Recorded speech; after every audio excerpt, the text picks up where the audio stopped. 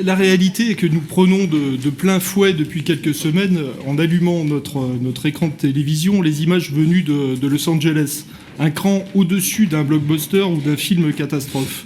La réalité du dérèglement climatique et son impact sur la vie réelle est terrible, palpable, inquiétante, anxiogène et balaye en chacun de nous l'espoir d'un avenir serein.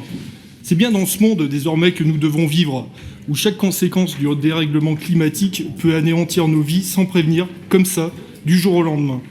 Plus près de nous, les pluies diluviennes et les inondations d'octobre dernier sont encore dans toutes les mémoires. Pour certains, les conséquences matérielles sont encore bien palpables.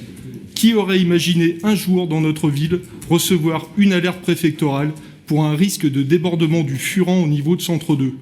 Alors quand nous ouvrons le rapport de développement durable de notre ville, et au-delà quand nous consultons les autres délibérations de ce Conseil en rapport avec cette thématique, nous avons de quoi nous sentir inquiets, tant nous avons l'impression que cet axe majeur de la politique municipale est géré avec une légèreté déroutante.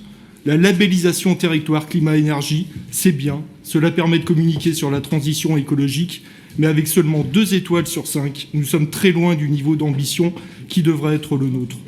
Le plan de sauvegarde des Martinets, là aussi, c'est très louable, mais le mettre à toutes les sauces, cela ne construit pas une politique de développement durable digne de ce nom. Les points essentiels qui devraient constituer l'essence même de ce rapport sont absents. Le niveau de production de gaz à effet de serre sur notre territoire et les moyens de mise en œuvre pour les réduire, circuler, il n'y a rien à voir.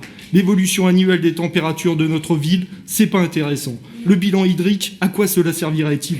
Le recensement des îlots de chaleur de notre ville et le nombre de jours comportant des pics de température, allez, on mettra des brumisateurs. L'évolution de la mortalité liée aux périodes de canicule, mais pourquoi faire ?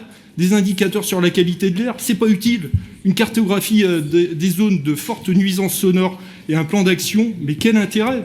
Sur le volet social, des indicateurs sur les taux d'affection de longue durée, ouf. Sur l'évolution des logements sociaux, on y réfléchira une prochaine fois. Sur le nombre de piétons blessés ou tués, sur le nombre d'accidents de la circulation, c'est si peu important.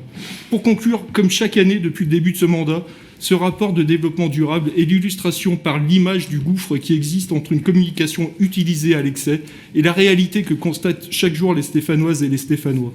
Le chantier qui s'ouvre à l'équipe municipale qui aura la lourde tâche l'année prochaine de tenter de rattraper le retard pris dans ce domaine est immense.